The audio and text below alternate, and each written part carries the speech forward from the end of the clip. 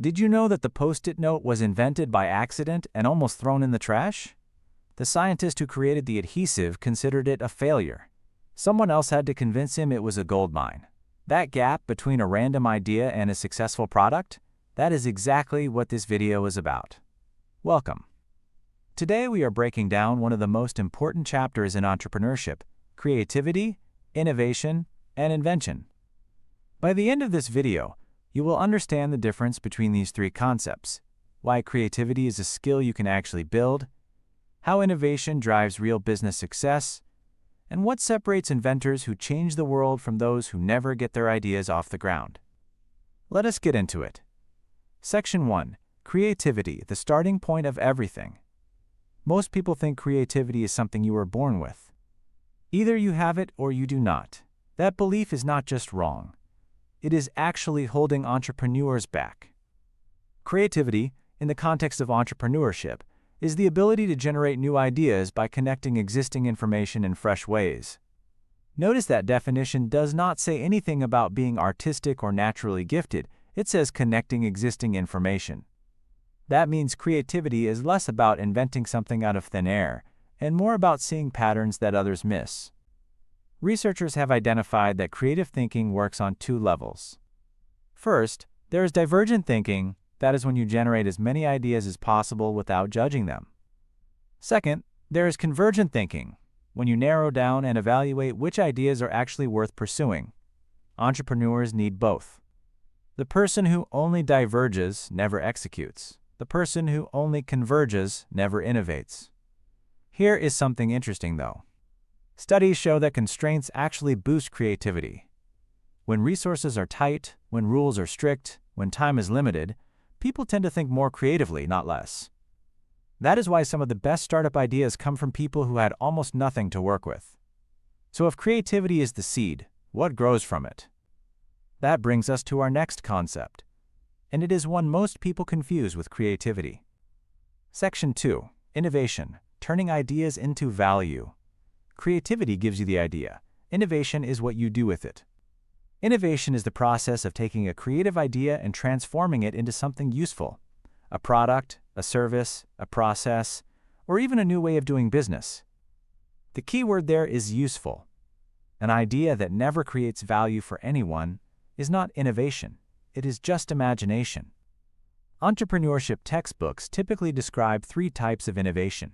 First is product innovation, creating a new or improved product.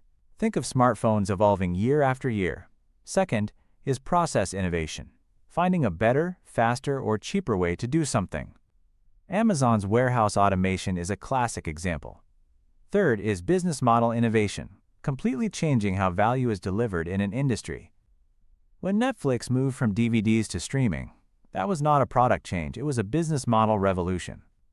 What is important to understand is that innovation does not always mean radical change. Incremental innovation, small, steady improvements over time, is responsible for a massive portion of business growth around the world. You do not always need to blow up an industry. Sometimes you just need to make something 10% better than your competitor.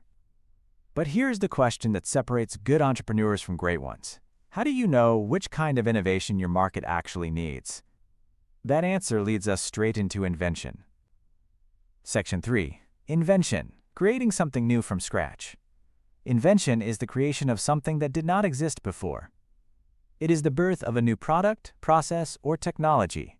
And while it sounds glamorous, invention alone almost never succeeds in business. History is filled with brilliant inventors who died broke while someone else got rich off their idea. Why? Because invention without commercialization is just a curiosity. The Wright brothers invented the airplane, but it was the aviation industry that turned flight into something that changed civilization. Alexander Graham Bell invented the telephone, but the telephone company built the empire. This is a critical lesson for entrepreneurs.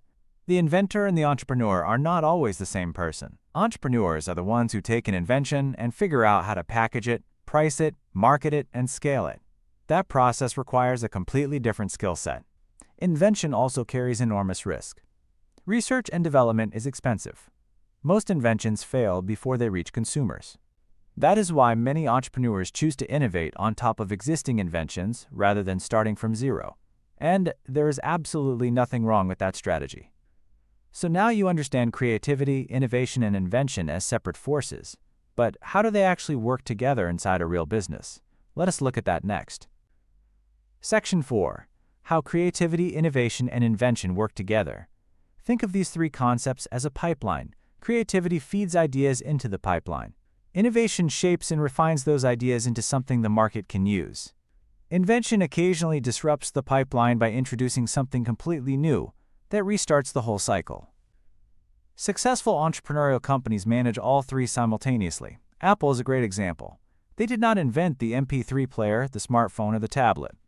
Other companies got there first. But Apple out-innovated everyone by combining creative design, seamless user experience, and a business ecosystem that locked customers in. Their creativity was in design. Their innovation was in experience. And occasionally, like with the M-series chip, they ventured into genuine invention. For a startup or small business, this pipeline thinking is powerful. Ask yourself, where in the pipeline is your business strongest? If you are full of creative ideas but struggling to commercialize them, you have an innovation gap. If you have a great product but no one is buying, you may have a creativity gap in your marketing. Identifying where you are stuck helps you fix the right problem. The relationship between these three forces is not linear either. Innovation can spark new creativity. A failed invention can lead to a breakthrough in a completely different area. Remember the Post-it note from the beginning? That failed adhesive became one of the best-selling office products in history. The pipeline is more like a loop. Section 5. Building a culture of creativity and innovation. The final piece of this chapter is not about individuals. It is about teams and organizations. Entrepreneurs who build businesses need to create environments where creativity and innovation can thrive, because great ideas rarely come from one person working alone. Research consistently shows that diverse teams produce more creative solutions.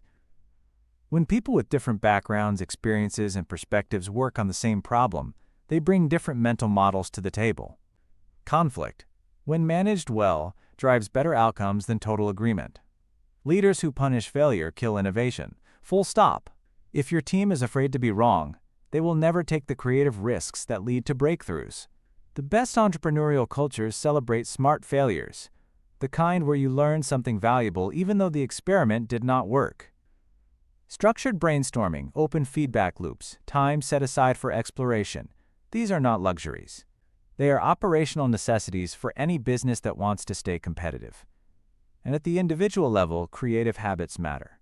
Reading widely, asking better questions, exposing yourself to industries outside your own. These practices build the mental library that makes creative connections possible.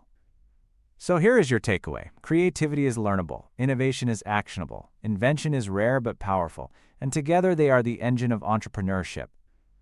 If this video helped you see these concepts differently, do me a favor, hit the like button right now. It genuinely helps more people find this content. Subscribe if you want to keep learning entrepreneurship concepts in a way that actually makes sense. And drop a comment below. Tell me which part surprised you most, or ask a question about anything we covered today. I read every comment. See you in the next one.